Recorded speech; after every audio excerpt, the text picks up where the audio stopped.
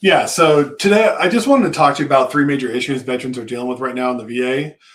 Well, in the VA claims world, that is. They're real concerns. You know, these are real questions, and more importantly, these are areas where small mistakes can cost you time. They'll cost you money and basically long-term protection for your family. There's a lot of hesitancy out there in regards to this process, and people are always, freaking out justifiably. But if at any point you want us to review your situation, you can always call or text. It's 858-360-2227. Just put in free claims review. And then if you want to move forward, while we're live today, we are offering a $100 discount during this broadcast. But, I just kind of want to start simple and get into the exams. That's always the big one that people are asking about with the changes there. Right now, there's currently two types that you need to understand right now: the traditional C&P exam and then the newer ACE exam. Now, C&P exam, it's in person. You show up, the examiner evaluates you, they write an opinion. That's the way that works. However, the ACE exam is kind of a modification to this, and it's been speeding up the process for some people, but not for everybody. An ACE exam stands for Acceptable Clinical Evidence. So in many cases, there is no in-person visit. The examiner reviews your records. Sometimes they call you, sometimes they don't. What actually matters is documentation. That's the big part of all this. And so making sure that everything gets submitted properly, correctly, the pitfalls that we all run into. But if your medical records clearly show a diagnosis, they show the severity and how it connects to service, you're in a strong position. If your records are incomplete, unclear, or poorly organized, it doesn't matter whether it's an ACE exam or a C&P exam. You're going to be at risk either way. And this is a common question everybody's been asking about those and kind of the differences. But what we are seeing is veterans denied after ACE exams it's not because the ACE exam is bad. It's mostly because the evidence was not properly developed before submission. So if you have any concerns in regards to getting scheduled with an ACE exam versus getting scheduled with a C&P, it's hard to tell if one's going to be better than the other. But if you submitted a good claim, you should be fine. The exam doesn't win your claim, the evidence does. Plain and simple, that's what it all comes down to it. Now, if you're not sure whether your file is strong enough, call us. Text us, 858-360-2227. Put in free claims review, and we'll look at it, tell you exactly where you stand. And if you sign up during this live, $100 discount. Now, let's talk about the PACT Act. I've had a lot of questions about the PACT Act recently, and a lot of veterans believe that presumptive means automatic approval, and it does not. Presumptive means the VA assumes service connection if you meet certain criteria. You still need a diagnosis, you still need to show severity, you still need proper documentation. Because the volume of PACT Act claims have gone crazy, we're seeing delays in the process. We're seeing denials tied to missing diagnosis. We're seeing incorrect effective dates. We're seeing veterans qualify under the law, but lose on technical documentation issues. And so that's why it's really important to always make sure that everything is being submitted correctly and that you're actually getting yourself, rated properly, basically. Eligibility opens the door, but evidence closes the deal. I guess that's the easiest way to say it. Now, if you've ever filed under the PACT Act and you're stuck, delayed, or denied, don't guess your next move. Give us a call. Text us, 858-360-2227. Put in free claims review. And like I said, during this live, that includes a $100 discount if you want to move forward. Now, the third topic that I really want to talk about was the difference between TDIU, permanent total, and 100% ratings. This is a common question we get. Is there any benefit? There is a big difference between being paid 100% and being permanent and total. If you are TDIU without P&T, you are paid at 100% rate, but you may still face future exams. Your dependents do not qualify for Chapter 35 education benefits. They do not qualify for CHAMP VA, and there's a lot less long-term stability. This is probably the most common question I get on a regular basis from people. But when you move to permanent total status, that changes everything. Chapter 35 opens up, which is your DEA or dependent education benefits. CHAMP VA opens up. Routine future exams typically stop, and that's your real protection for you, your family. If you're already TDIU with P&T, the main difference between 100% scheduler P&T is income restrictions. But if you're not P&T, moving to that next level is a major upgrade. This is not just about your monthly payment. It's about long-term stability for your family, for your benefits, and protecting what you've earned. Now, if you're unsure where you stand or whether you qualify for an increase or P&T status, call us, text us, 858-360-2227. Put free claims review. And like I said before, if you enroll while we're live, we're offering a $100 discount today. So, but yeah, these three areas, exam types, PACT Act claims, rating protections, and where we're seeing the most confusion right now. So that's why I wanted to kind of spearhead with that specifically, just because it's the most common questions I saw during the week. And so I wanted to make sure that I was covering things that people were specifically asking about. But the big thing about reaching out to us is you get clarity, you get structure, and you get a real strategy. That's what we're going for. So call us, 858-360-2227 with free claims reviews. So let's see. First question I've got here, 10% for IBS, 2 months. I just received an email for another C&P exam for GI issues. Hey, it sounds like that's actually a good thing. So GI issues and IBS, two separate things, and they're rated separately. So that's probably why it's so soon, because it's a second rating that they're going after. Let's see what other questions we have.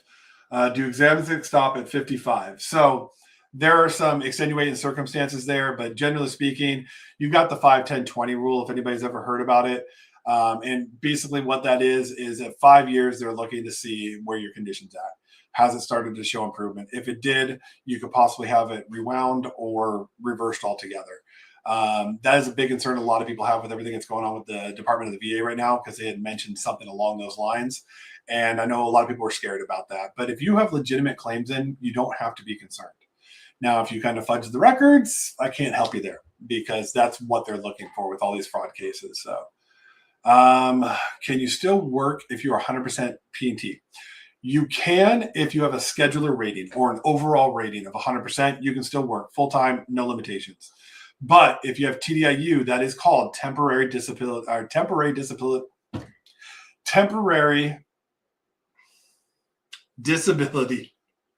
in unemployment, basically. Sorry, I don't know why I was spacing on that. But that is considered unemployable, and that's why you're getting those benefits. So if your condition does get better and they do a review, then you can actually lose your TDIU status. This is why we always push for people who are at TDIU instead of an actual 100%. That's why it's important to get that, because first of all, it opens up work availability. And that's a big part. A lot of people still want to be able to work, but TDIU states that you are unemployable. And so very, very strict limitations on the amount of work. And if you exceed that, you can lose your TDIU very, very quickly. Did I hear you say your income restricted with 100% P&T? Just want to make sure I heard you right. No, your income restricted on TDIU. Glad I kind of just answered that question. So if you're on TDIU, you're income restricted. But if you're at 100% or 100% P&T, there is no income restriction. Let's see, over on YouTube. I have an exam next week for right ankle secondary to left ankle, shin splints. Any advice you would be appreciated. My biggest advice is be open, be honest. And the one thing that I always tell everybody is when you're in these exams, sometimes they'll say, hey, go as far as you can. They're testing your range of motion. What they should be saying is go as far as you can until you feel pain. So when they ask you to stretch, to move, to, extend, whatever the case may be, once the pain kicks in, you need to stop and let them know this is where the pain starts. And you need to hold to that, because a lot of people will have issues with that. Sage, can you say your number again? Yes, it's 858-360-2227. Just text free claims review. One of our operators, one of our staff members are on standby to help out as much as possible. So, what is the current status with that new VA change, the medication law? I'm telling everybody right now, don't worry about it so much. You guys know how bureaucrats are. It takes a while to put everything in to implement it.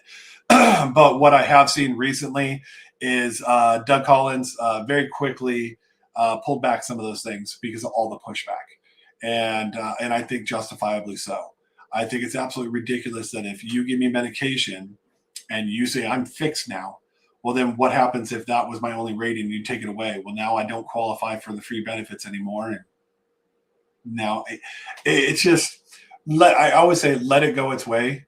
The biggest thing is, generally speaking, medication is a mask, not a fix. And so your condition's not getting any better. And a lot of these evaluators should be able to identify that. But wait till it develops a little bit more and we kind of see what the implementation is going to be.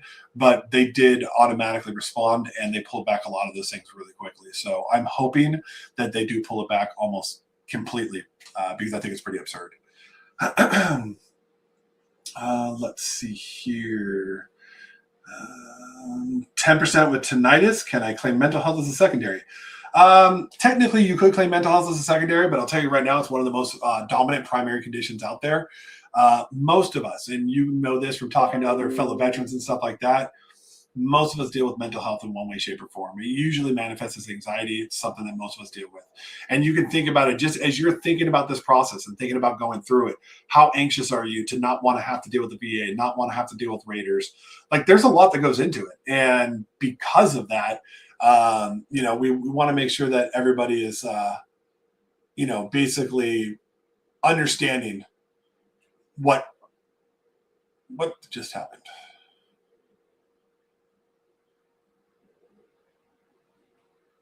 Okay, I don't know what just happened there. Sorry. But yeah, everybody is basically, concerned about those things and stuff like that. And generally speaking, mental health is one of the easiest ones to go after. From what I've seen and from my experiences, most veterans, whether it be, combat veteran or non-combat veteran for that mate, anxiety is trained into us. We like to call it situational awareness. But, talk to your friends who aren't veterans and ask them if they have to sit with their back to the wall because they need full observation of the room that they're in. It's trained into us. And I had that explained to me from a provider, and the provider basically let me know that. So saw another question pop up. Where did it go? How many times can you appeal a decision the VA denied you? Infinite. They might get annoyed with you after a while, but infinite. You're never out of luck. The only problem that you run into is if you are going to resubmit either a supplemental claim, a higher level review, go the appeal route, whatever the case may be, and you want to reinitiate the claim, you're going to need additional evidence. And that's the big part. But additional evidence can be something as simple as a buddy letter or a personal statement, a lay statement in general. So that's something to take into consideration. You do have to have additional evidence if you want to go back and appeal. Or not even appeal, like, maybe you haven't put in a claim in 20 years. But you want to go back to it and get it resubmitted. Just a little additional evidence opens the window for an additional claim, whether it be an appeal or just a regular claim. Let's see here. If I go with your company, what does my payment cover? I'm 70%. Does my payment cover me until I'm 100%? So what your payment covers is the full extent of the process. So no, it doesn't necessarily cover you to 100%.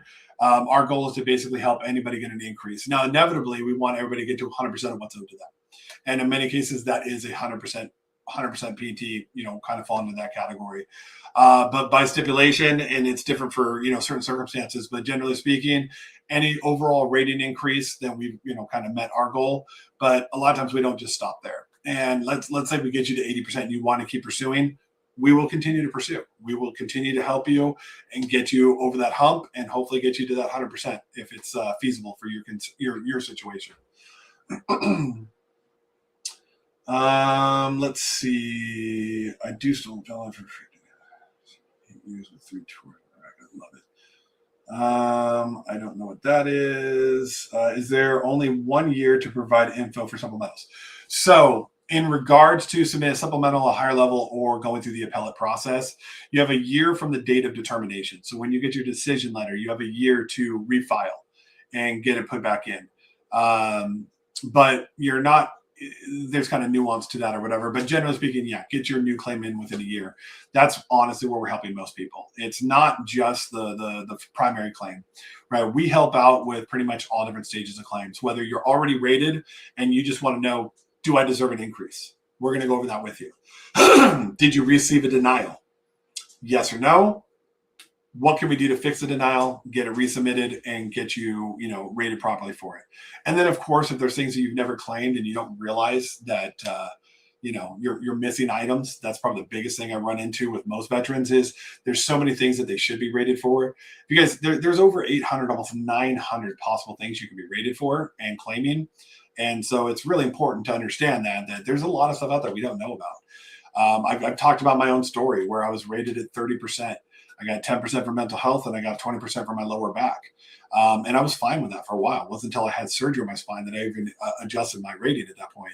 But when I reached out to Vetcomm originally, and an old sergeant major of mine kind of pushed me into it, basically he's like, you know what, you got to take care of yourself. And he knew my situation. So I resubmitted. And when I resubmitted, I found all the stuff that I was missing. My first claim, I went front to 90%. And then when my decision came back, there were still a couple things that we still going to get added in as secondary conditions that I never even heard of. And now I'm 100% permanent total just because we went through the process. And I trusted the process, and I'm glad I did. There's actually a reason I'm here now. I wasn't, just someone looking for a job. Like, I was actually going through the process, and I was like, you know what? If they're going to help me the way that they did, I want to be part of that. I want to be able to help other veterans out. So that's kind of, how I ended up here. So I know I kind of sidetracked there because I love the company I work for. I love the people that I work for and work with. There's a lot of passionate people here.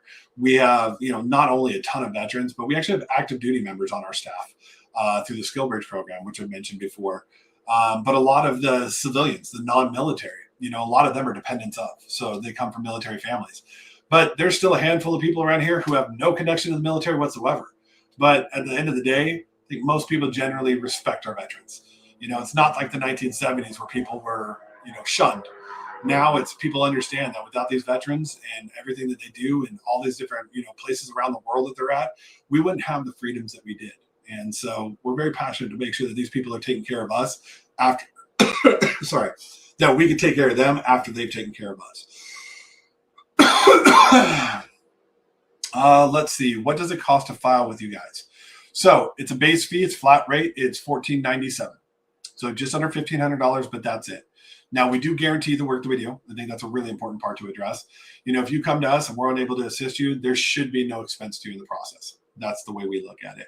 So, if we go through 2 different rotations and we're still unable to get you an increase or get you rated the first time, wouldn't be likely there. We do have a cashback guarantee offered. So. My DBQ from CMP exam didn't want to connect sleep apnea to rhinitis. Help. Yeah, so connecting sleep apnea can always be a challenge because there's so many different ways to do it. And the challenge really comes from the fact that if you did not have a diagnosis while you were in service and you were not prescribed a CPAP while you were in service, it just adds to the difficulty. But sleep apnea, there's many ways to get it connected. It's not that they won't do it. A lot of times it's just the evidence that you're submitting. It makes a difference. You have to have strong evidence. And so some people will get sleep apnea added in because of anxiety and PTSD. Some people will get it added in for sinusitis or allergic rhinitis. Some people will get it added in back pain. Physical pains will actually get a diagnosis of sleep apnea. So there's a lot of different routes to go, but it just depends on everybody's personal situation. For me personally, I don't even know how it got connected, but eventually I did get my sleep apnea added in, but I'm also rated for anxiety. I also have lower back pain, and I have a couple internal issues, GI issues, stuff like that. So I'm not 100% sure what got mine service connected, but that's what I got helped out with. So that's how we got there. I see. What if I get separation status changed to disabled on my DT214? Do you think I can retro? That's a little bit outside my realm, but I will tell you from a logical standpoint, it makes sense. However, most retro payments are based upon Q claims or clear and unmistakable errors. When you went through the process, it wasn't necessarily an error, but you are trying to get an upgrade.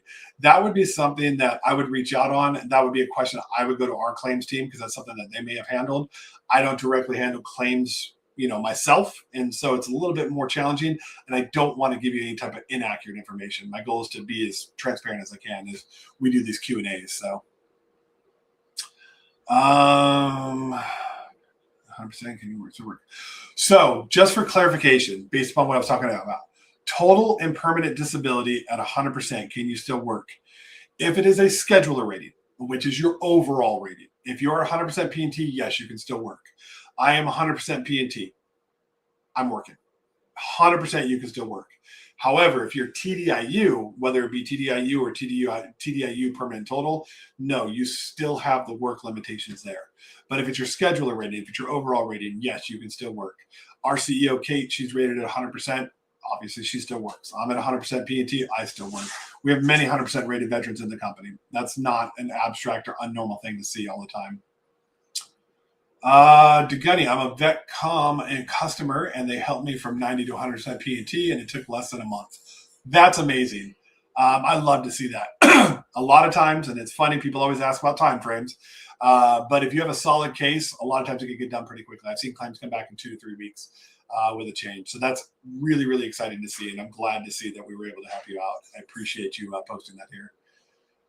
Let's see, Matthew, radiation exposure, pain, no sperm, no white blood cells. Sounds like you've got quite a few issues that need to be addressed. And the radiation exposure is a very common thing. Funny enough, I was in field artillery. Not that tritium is hugely detrimental, but I was exposed to tritium. But also, being in field artillery, we used a lot of ground-based radar. And so sometimes we were literally right in front of the microwave. So I can definitely understand where that comes from. That is something I would definitely take a look at. So. How difficult have you seen it to get 100% from 90, 70, 30, and so on? So it's not a matter of difficulty based upon the percentage. It's about a matter of difficulty of, do you have the issues that are rateable? Do you have any evidence to support it? That's what kind of changes the process. If you have a ton of evidence and, let's be honest, most of us don't go to sick call. Most of us don't ever go to medical while we're in. So a lot of us don't have that evidence. But if you do, that eases the process drastically. And so it's a matter of what you're trying to get rated, what type of connection you're trying to make. That's really where the challenge comes from. And so I love to poke fun at the Air Force, being Army myself. And so a lot of people come to us and they're already rated for the hemorrhoids for sitting in their chair for 4 years. There's really not a lot left to go after. But at the same time, we're going to look at the entire picture. Because I can literally take almost any job in the entire military. You give me an example, and I'll tell you the common things that we see on a regular basis. And there's a lot of veterans out there who think like, oh, I was just a cook. I don't have anything. I wasn't in combat arms. I wasn't an 11 Bravo, 13 Bravo, an 0311. I wasn't infantry, field artillery. I wasn't in aviation. A lot of people make these excuses for themselves. And honestly, they shouldn't be, because you're a veteran, plain and simple. You deserve to be rated. And if you have any questions and you want a more detailed answer, please feel free to reach out. The number here, it's 858-360-2227. Just text free claims review. And one of our representatives will go over all of this with you and give you a lot more insight. During these lives, I'm kind of limited to when I see the questions, how I see the questions, and try to get them answered for you. But you have people on standby that are ready to help out.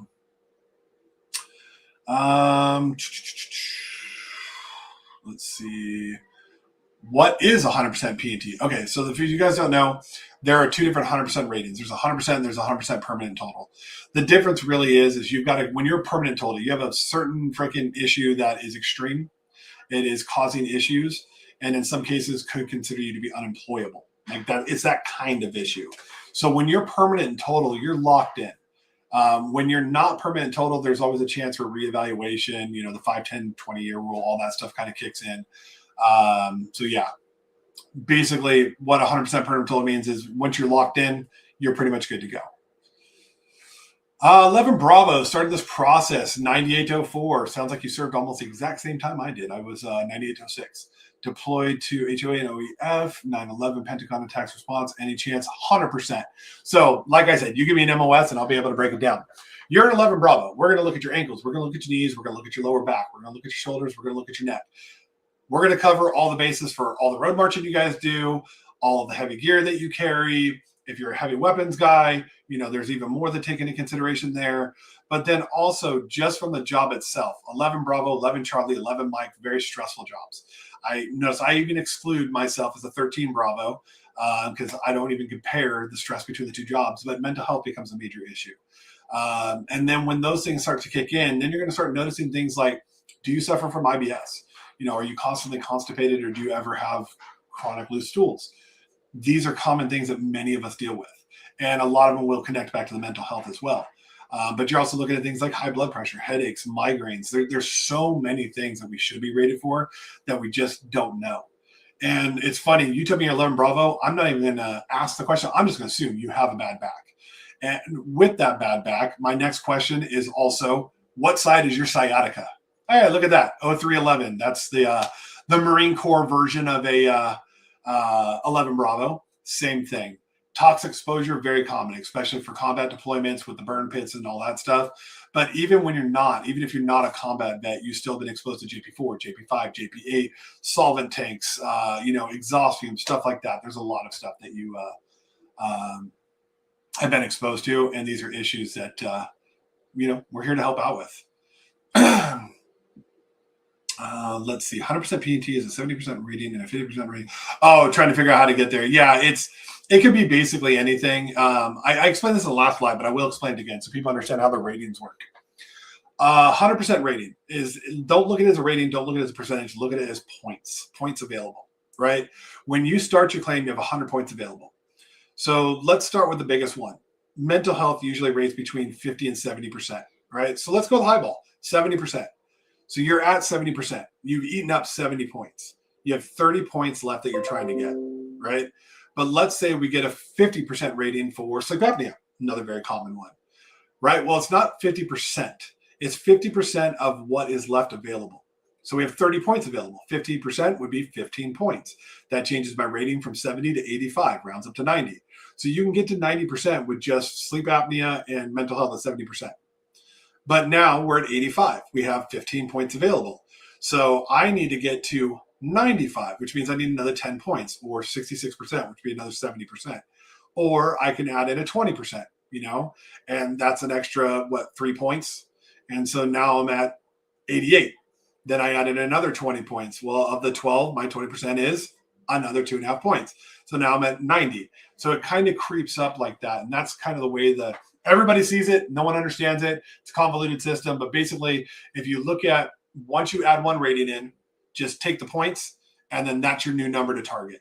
And so you have 30, like I said, 70 points leaves you 30. You get a 50% rating, there's 15, right? So now you have 15 points remaining. You're at 85, rounds up to 90. Then I take that 15, and let's say I get a 30% rating, or approximately 5 more points. Now I'm at 90, I have 10 points remaining. Then I need 50% of that. So let's say I get my knee or my sciatica. I have a 60% rating, one of my legs for sciatica. That would give me the additional that I need. That would give me my 6 points, put me at 96, rounds up to 100. And because my mental health is at 70, more than likely straight to P&T. So that's kind of how that works. Hopefully that helps understand the rating system. I know it's very difficult to understand, and one of these days you should probably just do a video full on explaining it. I know we cut one from one of the lives the other day, put it on the channel, but we want to continue to do that. Let's see. Helping a veteran get initial ratings previously applied in 2000 after retiring. Denied. They brought me med records with the doctor's appointments for each issue claim. Should it be a supplemental or a previous claim? Yeah, kind of, sort of. So supplementals are technically part of the appeals process, right? So you've got supplemental, higher level, and appeal. But generally speaking, a supplemental is any type of claim that's been denied previously that you're going after either a reevaluation or increase or whatever the case may be. So yeah, supplemental would be the route for the most part. But after that long, it's basically just a brand new claim. So because now we're taking wear and tear into consideration and things like that. I see. What about secondary for diabetes? Are you just asking, is it possible to get diabetes rated as a secondary condition? Jay? I'm 90% for an apathic diabetic. Oh, you might actually be in the middle of a conversation. Okay, someone might be answering you. 20% for diabetes. Okay. So my question is, are you trying to get diabetes added in as a secondary to another condition? Is that what you're asking me?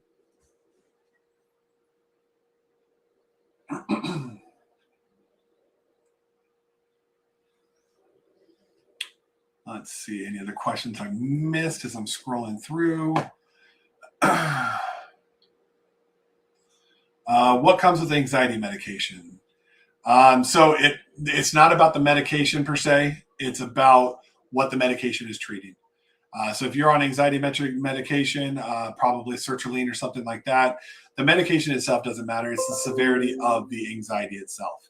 Is it debilitating anxiety? Are you becoming agoraphobic? Do you have social anxiety? Are you constantly agitated? There's a lot of different symptoms that they look at.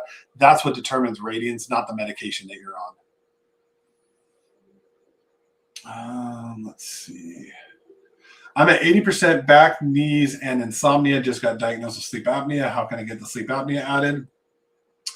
Honestly, Money Mike, I will tell you, since you said you're at 80% for back, knees, and insomnia, I'm going to guess that you probably have either a 20 or 40% rating for the back.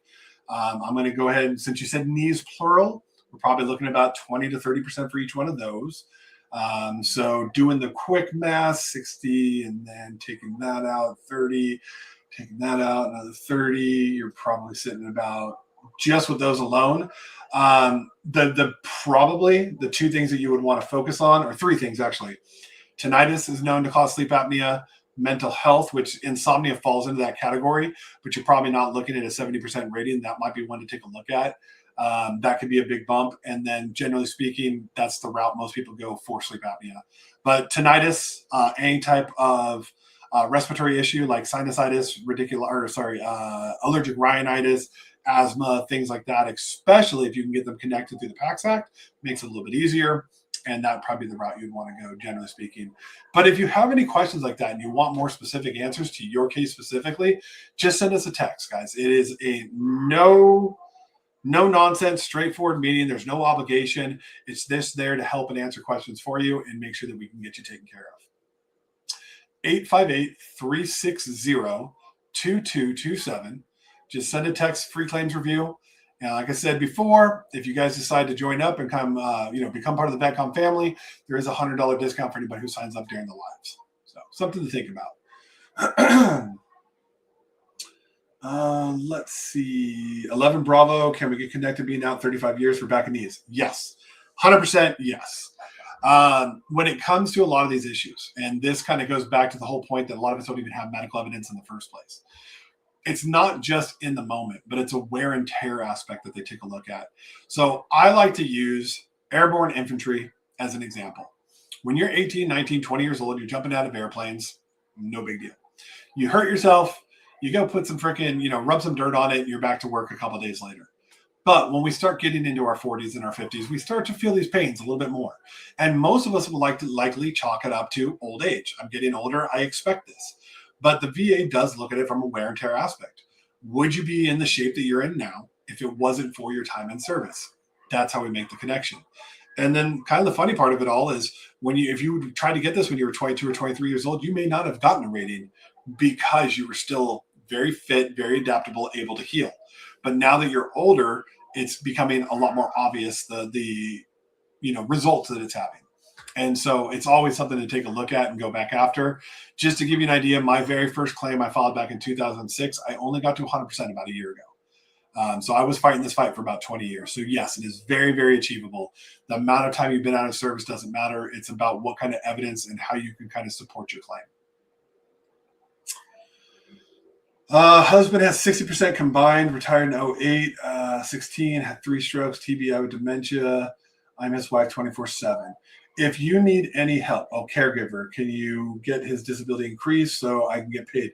That is something we can definitely help out with, 100%.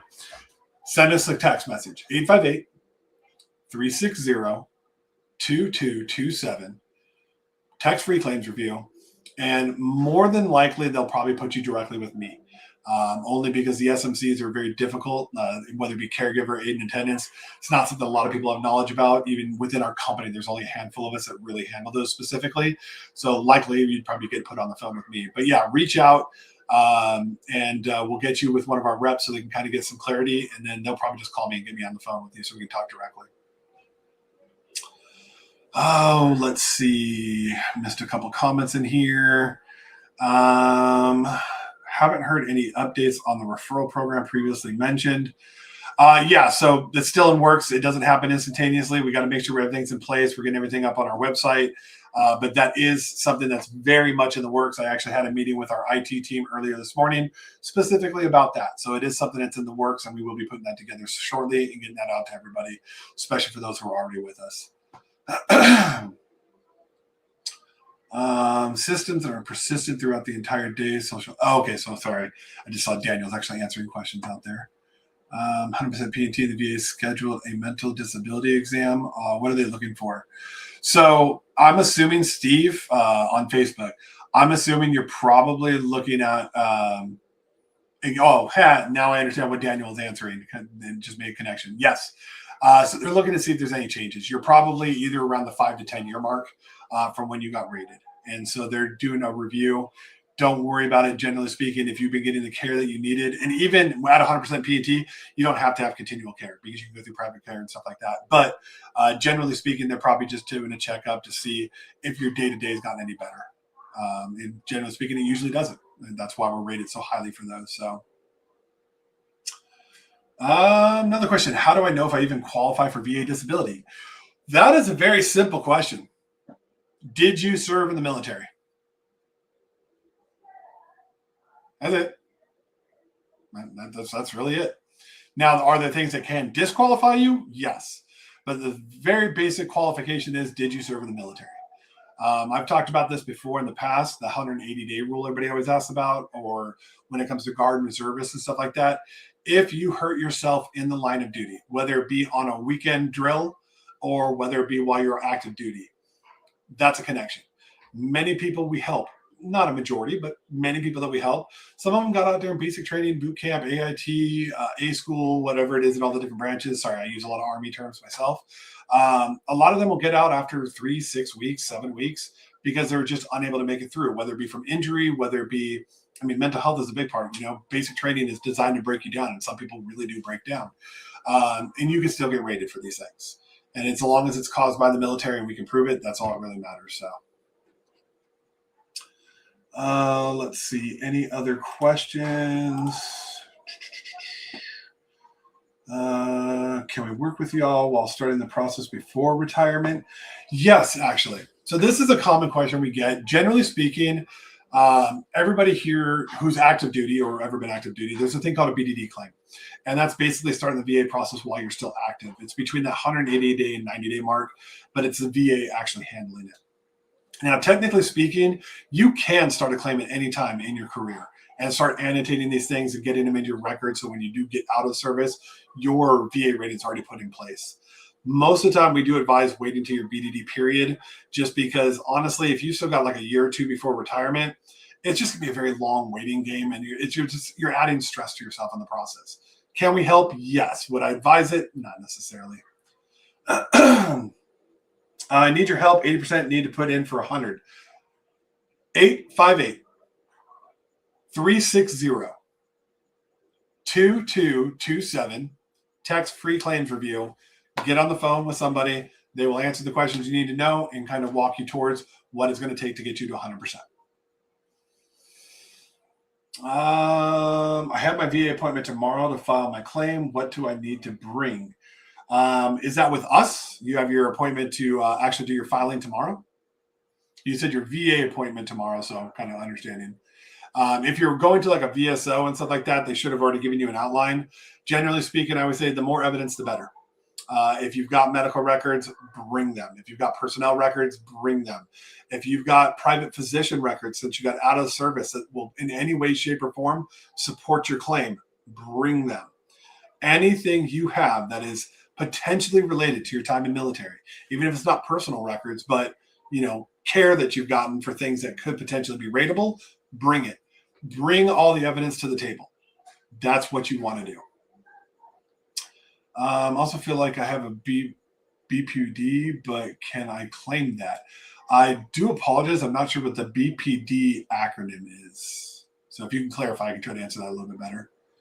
It's with the VSO. Okay, yeah. If it's with the VSO, they want to see medical records. Unfortunately, because of the way accreditation works, they're kind of limited on the scope of help that they can provide. But any type of evidence you have, especially with your military medical records or personnel records, that's going to help. There are really good VSOs out there. So I know everybody always talks bad about VSOs and how they don't really help. There are some really good VSOs out there that really do dedicate their time to help as much as possible. I hope to God you found one that is, willing to take some of the extra steps to get you helped out. But when it comes down to it, I don't know exactly how your VSO works and the things that they will, help you out with. Like I said, some of them are very, very much, they just limit them. If it's not in your medical records from service, in your medical treatment record, sometimes they won't even submit it for you. They won't take your word for it. They won't let you put together lay statements, or they won't help you put together lay statements. And unfortunately, that is the reason companies like ours exist. And I say this all the time. I wish our company didn't have to exist. I wish that this process was a lot easier for all veterans, but they've made it a challenge. They've made it quite difficult. And so if that route doesn't seem to be the best route for you, by all means, feel free to reach out. We're willing to help out as much as we can. Currently working with Ryan. Vetcomm is amazing. I appreciate the kind words. Ryan is amazing. He is such a nice individual and very caring, very compassionate, almost too much so sometimes. Not in a bad way, but I'm a much harsher, more gruff individual. So nice people, I'm like, I don't understand nice people. I'm used to drill sergeants, and I'm used to my military leadership cussing at me on a daily basis. You know, it's funny. Everybody always asks, like, how do people in the military all suffer from anxiety? Do you understand what it's like to get yelled at for just stepping on grass? You know, like, you're all veterans, you guys get it. But to get screamed at because I stepped on the grass, to get screamed at because I accidentally put my hand in the pocket to grab my keys, but all they saw was my hand in my pocket. You know, there's a lot of things that get drilled into us. Situational awareness is a big one. And there's just so many things that cause anxiety for people out there. Ooh, that's a very good question. Can you claim obesity? Generally speaking, it's going to be a secondary condition. And it can come from a multitude of things. Is it because you have toxic exposure and you have thyroid issues? That would be claimable. Are you dealing with manic depression? Are you severe depressive and it's caused obesity? That is something to take a look at. Diabetes falls into that kind of same category. It is very possible. Not necessarily probable per se, but it is very possible. But every case is a little bit different. We just have to kind of look into what your situation was, what potentially led to the obesity, and then we can kind of address it from there. But if you do have any questions like that, or you want to ask more questions, feel free to reach out, guys. This is a no commitment call. It's 858-360-2227. You can call or send a text, free claims review. We'll reach out. We'll go over some of these more nuanced questions. You know, when we're in open forum, I try to answer as many questions as I can, but I really can't dig into your specifics. That's what these phone calls are for, right? You're calling a representative who understands this stuff as well as I do, and they're basically giving you as much information as possible. And if there is a question you have that they don't have on them, they don't have an answer to because it's very nuanced, that's what I'm here for as well. We have a team of supervisors that are always here to answer some of the more nuanced questions. The fee isn't that bad, less than my amount of increase for 1 month. That is awesome to hear. Kevin, I actually do remember speaking to you specifically.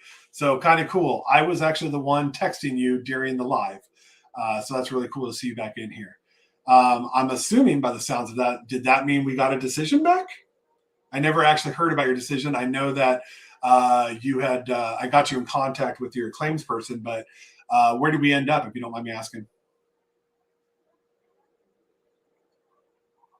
Oh, now that's money right there. I love to see that. Awesome. I'm glad to see that. Congratulations to you. Big congratulations to you. That is one of the biggest stress reliefs I've ever had, is the day I logged into the va.gov and it no longer said 30%. It literally said 100% rated veteran. And then I clicked on it and went to verify, and I went straight to P&T as well. So I was super excited. So congratulations to you on that. I'm glad we could help out. You cannot claim obesity, but you can use it to get other conditions. Well, thank you, Christina, for clarifying that. Like I said, I try not to give bad information.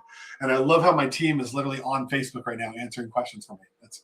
That helps out a lot, especially when it's more nuanced things like that. But yeah, so going back to the obesity claim for Benita, if you didn't see, so apparently you can't claim it specifically, but it can be a cause for other conditions, which kind of follows that chain, I'm assuming, in regards to secondary, tertiary conditions and stuff. How do I get in touch with someone to talk about secondary and going over my current percentage? Well, Lone Star, you just send a text message to 858-360-2227. Put free claims review, and someone will be in contact with you in minutes. There is a team of people standing by while we're on these lives to make sure we can address everybody who needs help. I don't have that kind of money laying around. I understand. Unfortunately, I can't spot you, but what I can tell you is there are a lot of options out there. I know the 1500 has a big price tag on it, but going the upfront route, it's a lot cheaper than going through some of those back pay options that other companies do. I don't like to talk about other companies because I don't want to badmouth them, and I don't, I'm sure there's very helpful veterans out there working in those companies as well. But I always tell people is you've got to look at the big picture. You're investing into yourself. This is an investment into your own future. And so some people, I live in Las Vegas. Some people go into the casino trying to invest onto the tables and hope they come out with it. But this is kind of a no-brainer. You're putting it in to get money back for the rest of your life. It's not only money, it's tax-free money, and it is consistent on the first of every month. And so it's very, very much worth it. And if it does help, we do have financing options. I don't know if we've ever actually mentioned that before, but we do have financing options. We do use Affirm, we use Afterpay, we use Klarna. So if you guys have any of those accounts, you can use it. If you don't have one of those accounts and you don't know what they are, it's kind of like when you're on the Amazon checkout cart and it says 4 interest-free payments of, that's Affirm. That's exactly what those companies are. We do have those options available as well. Now, if you don't have the credit to get through, we do have in-house installment options available too. So we do try to make this as achievable for most people. But yeah. I'm a success story worth every penny. They have payment plans. Just got my decision letter today. Hey, congratulations, Aaron. Do you mind if you let us know where you're at on your first claim? Where did you end up? Sal, it's 858-360-2227. So interest rate I can't really calculate, but if you go on our website at vetcomm.com, vetcomm.us, sorry, Vetcomm, it's a VETCOMM.us. The pricing plans are all available there. It's not a percentage per se, and I'm kind of trying to do percentages in my head would be a little bit difficult. Is debt forgiveness for military vets real? Oh, yes. I love that you asked this question because I wondered the same thing. I didn't have a lot of debt, but I did have some education debt from when I went to college. I think I had about 13 or 14,000. And I read about it and I still didn't really trust it. And then one day I received an email from the bank that was currently holding my education loans, and everything had been wiped out. It took about a month. They do it for you automatically. You don't even have to file anything. The VA basically just sees that this person has, education debt, and it wipes it out for you. So it's really cool. What do you guys help for free again? Sorry, I'm not sure what you mean by what do you guys help for free again? Oh, you're talking about the consultation. The consultation is completely free. So call in. You get a chance to ask all your questions. They're going to go through and ask you some questions. We don't just want to bring anybody on, right? I say gatekeeping as a joke most of the time when I'm on the phone, but we do not want you to waste your time. And obviously we don't want to waste our time because it takes away from other veterans. So we are going to make sure that you are a qualified candidate to actually get rated. Like I said earlier, I like to make my Air Force jokes. And when I get an Air Force veteran who's already at 50%, I kind of joke around and say, hey, you already got rated for your hemorrhoids. There's really nothing left. But that's why we do these questions. You can call that number or you can text it. If you send a text, just put free claims review. Someone will get back to you shortly. Elaborate on the education debt relief process, please. Yes. So when you're at 100%, I know it's not, you don't have to be P&T for that one. If you're at 100%, once your rating comes through, the VA automatically processes it. So if you have any, and I'm going to forget the names of the actual types of loans, but if you have any like Sallie Mae, Freddie Mac, if you have like unsubbed loans and sub loans and stuff like that, if you have federal loans, that you did through FIFA or what is that thing called? FAFSA, and you went through, your school's financing department, stuff like that, and you actually took out federal loans, those would get paid immediately upon 100% rating. I don't know if it's been fixed recently. Previously, the numbers were being filtered into spam, so anyone waiting for a call text should check your spam section. Oh, okay, yes. Yeah, we do make a lot of calls, and a lot of people get upset when they can't get help, and so they end up blocking our number, which then, potentially puts on spam. So, yeah, make sure that if you do text or call that number, make sure to save it in your phone so your phone will recognize it. But it's 858-360-2227.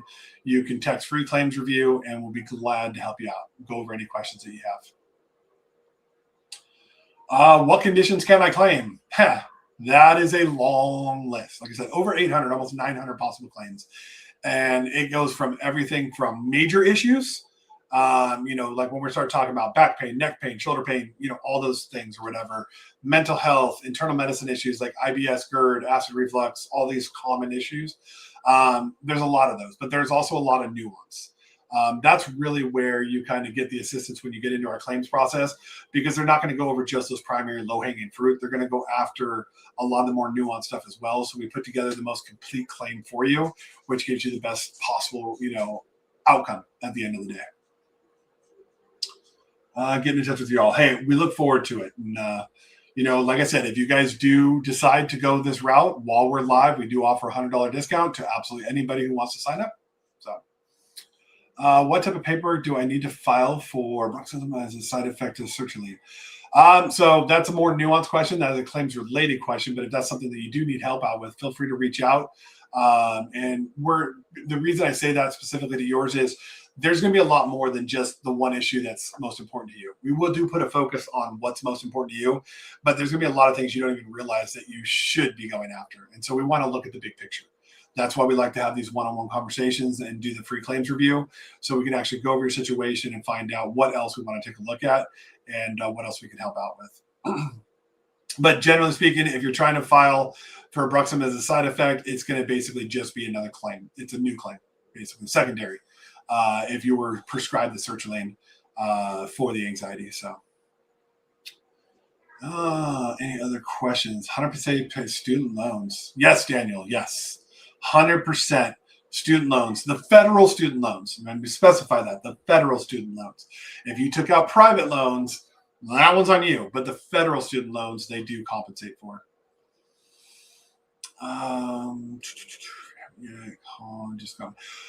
If you haven't yet, call. Just got my first rating at 50%, 26 years out with near zero in my records. Back in tinnitus with 3 appointments left in the initial review. The folks are great and walking you through the process. Hey, Jason, I really appreciate when I see comments like that. And first of all, congratulations on your 50%. That's huge. You now have medical coverage for the rest of your life. Can't take it away from you. 100% covered. No copays, no deductibles, no medication expenses. It's all covered. 50% is such a key number.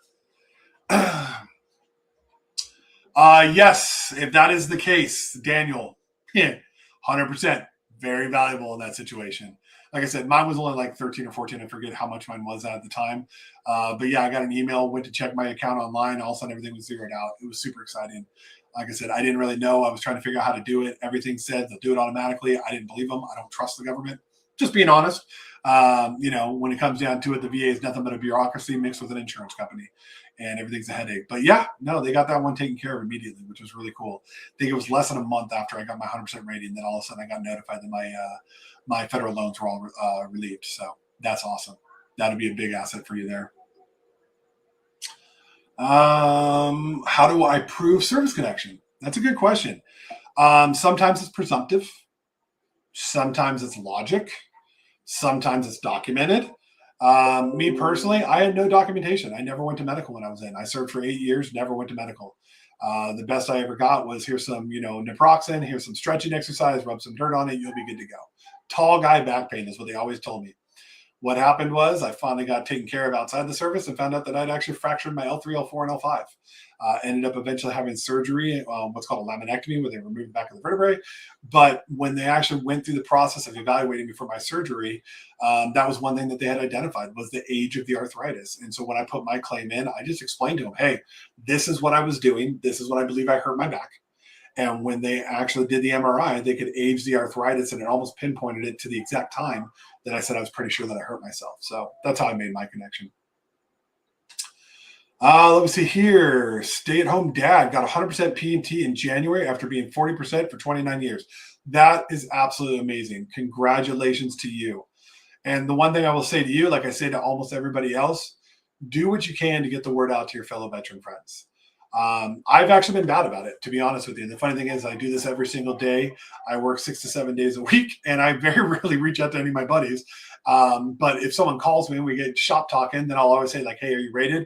I have a cousin that I'm doing my whole life. It's my cousin. I just found out the other day he's only 30%. And I know that he should be higher. He said one thing. Well, he didn't say it. I know. He was in the Navy. There's presumptive conditions just from being in the Navy. Now, they're not presumptive on paper with the VA, but they're very logical. Hearing, tinnitus, boats are loud, plain and simple.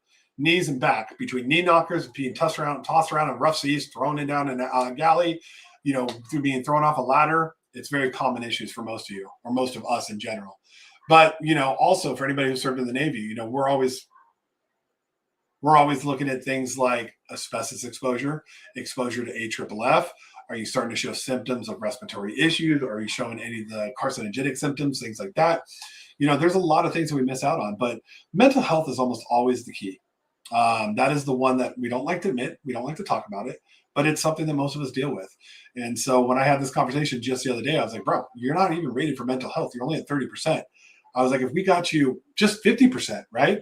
Well, that's another 35 points. Now you're up at 70% rating. So you're no longer getting your 800 or 500 and some odd dollars. It jumps you up to about $1,800. So it's really cool to make sure you go and get yourself taken care of properly.